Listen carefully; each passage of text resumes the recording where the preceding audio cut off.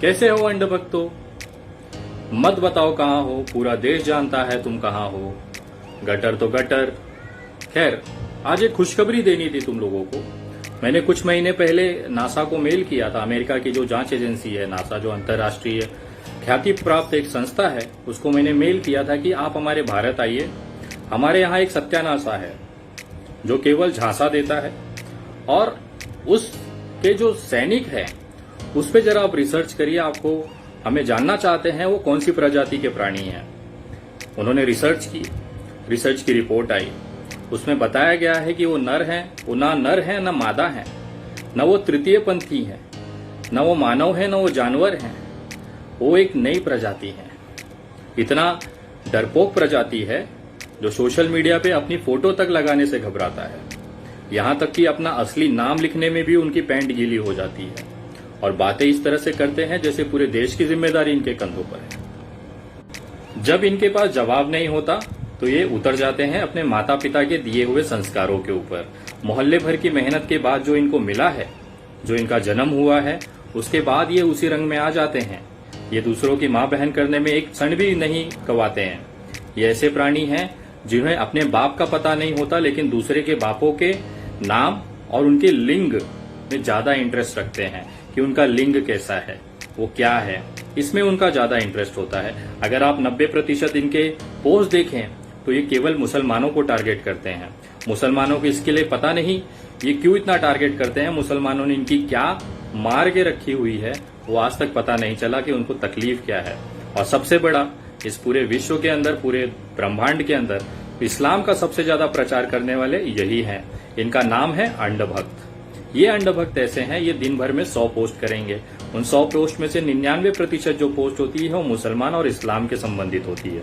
एक तरह से इन्हें अपने खुद के ग्रंथों का, खुद के वेदों का, खुद के श्लोकों का इनको ज्ञान नहीं होगा, लेकिन इस्लाम का पूरा कुरान इन्होंने पढ़ रखा है।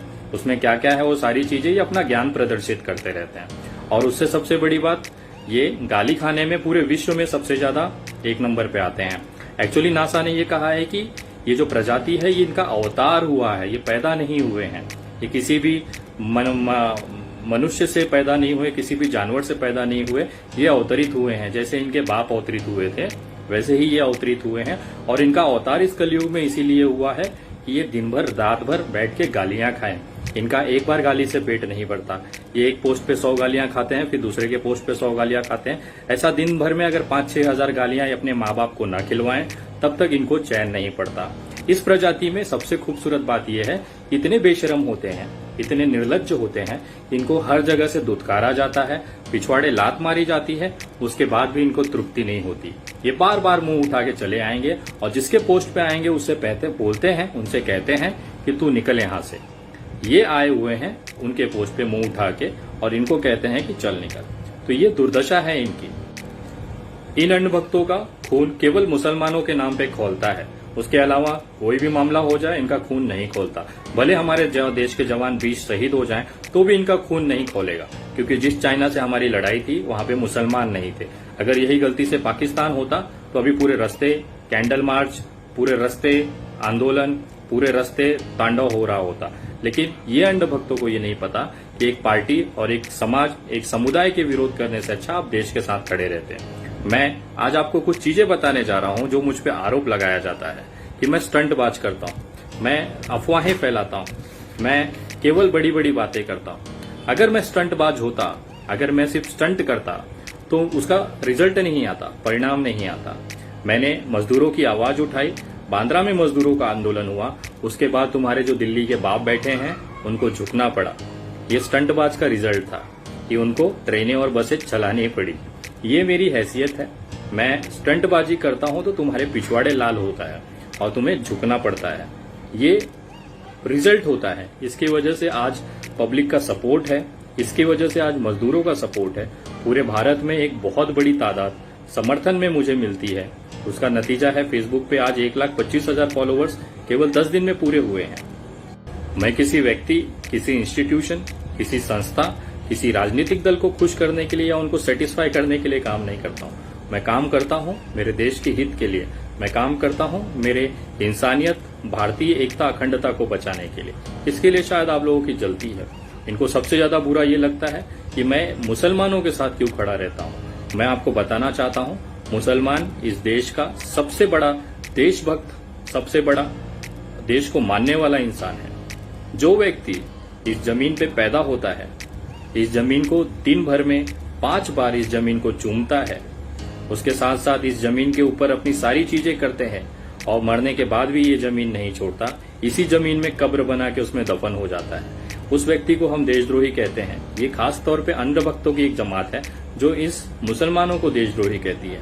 जो मुसलमान दिन भर में 5 बार अपनी जमीन चूमता है, अपने मरने के बाद भी ये जमीन नहीं छोड़ता, उस मुसलमान पे ये उंगली उठाते हैं और उसी जगह पे देवेंद्र सिंह जो इनका जीजा है उसको ये छोड़ देते हैं।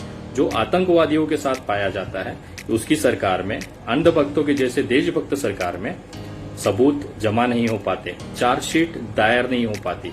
मैं कहता हूं अगर देवेंद्र सिंह के गाड़ी में अगर जेएनयू या फिर जामिया इस्लामिया के छात्र मिले होते तो शायद उसको जमानत नहीं मिलती, लेकिन आतंकवादी मिले जो इनके चुनाव में मदद करते हैं, दंगे कराते हैं, देश पे हमला करते हैं और ये उस शहीद हुए हमारे सैनिकों के नाम पे वोटों की भीख मांगते हैं और सत्ता में आते हैं। शायद इसके लिए देवेंद्र सिंह को जमानत मिल गई।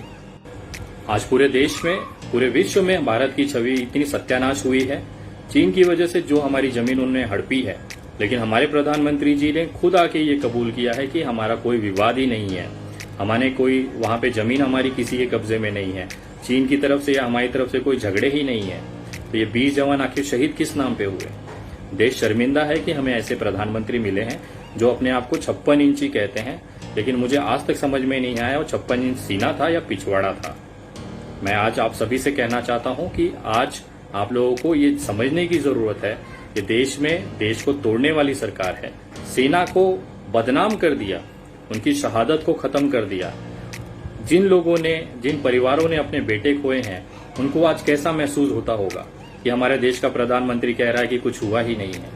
ये वही लोग हैं, एक्चुअली सत्ता जो है वो बे औलादों के हाथों में है, जिनको औलाद का फर्क, औलाद का दर्द नहीं पता होता है, वो इस तरह की भाषा इस्तेमाल करता है।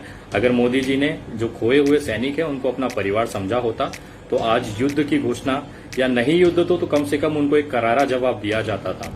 इनके अंडरभक्त फेसबुक पे चिल्लाते हैं 1962 में भी चीन ने जमीन हड़पी थी, तो बेटा उस समय युद्ध लड़के हमने, वो हार हुई थी, उसके बाद वो जमीन हमारे हाथ से गई थी, उस समय युद्ध हुआ था। कम से कम इस बार बिना युद्ध हुए हमारे सेनाओं को मरने दिया और उसके बाद हमने जमीनें छोड़ दी। ये सबसे बड़ा कलंक है हमारे देश के ऊपर और ये आज तक, सही में मोदी है तो मुमकिन है, आज तक इस देश के इतिहास में ऐसा कभी नहीं हुआ था। मैं आज सभी से कहना चाहता हूं कि आप सबको ये समझने की जरूरत है कि देश का जो एक माहौल है, केवल भारतीय जनता पार्टी ने गंद मचा के रखी हुई है, गंदगी फैला के रखी हुई है। आज इस देश को बायकॉट बीजेपी की जरूरत है। भारतीय जनता पार्टी जब तक इस देश में रहेगा और तब तक इस देश का कोई विकास नहीं हो सकता है। मजदूरी, आज महंगाई इस लेवल पे है कि आप कुछ खरीद नहीं सकते, लोगों के जेबों में पैसे नहीं है और हम बनेंगे विश्व गुरु, वो विश्व गुरु जिसको नेपाल भी आके पिछवाड़े गोली मार के चला जाता है। नेपाल हमारा भाई था, चीन हमारा भाई था, उनके साथ हमारे संबंध खराब करने वाले भारतीय जनता पार्टी। आज विश्व के अंदर हमें हंसते हैं हम पे लोग, एक इंडियन बोलने के बाद, भारतीय बोलने के बाद लोग हंसते हैं हम पे कि हमने किस बेवकूफों को इस सत्ता दे दी है। आज वो हमें इस बोलते हैं कि इस तरह से हमें बेइज्जत होना पड़ रहा है इस पूरे विश्व के सामने। देश के अंदर तो हालात है ही हैं, आम जनता मर रही है, सरकार जो करोड़ों अरबों रुपया है वो उद्योगपतियों को भेज रही है। ये सारी दिक्कतें हैं हमारे देश में। आज कोई खास विषय नहीं था। जाते जाते केवल इतना कहना चाहूंगा कि मैं नरेंद्र मोदी से नहीं डरता हूं, मैं उनके किसी मुख्यमंत्री से नहीं डरता हूं।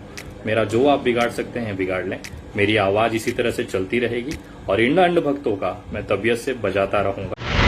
अगर आपने अभी तक हमारा चैनल सब्सक्राइब नहीं किया है तो सब्सक्राइब करें और घंटी का बटन बिल्कुल भी दबाना ना भूलें ताकि सभी लेटेस्ट खबरें पहुंच सकें आप पे सबसे पहले।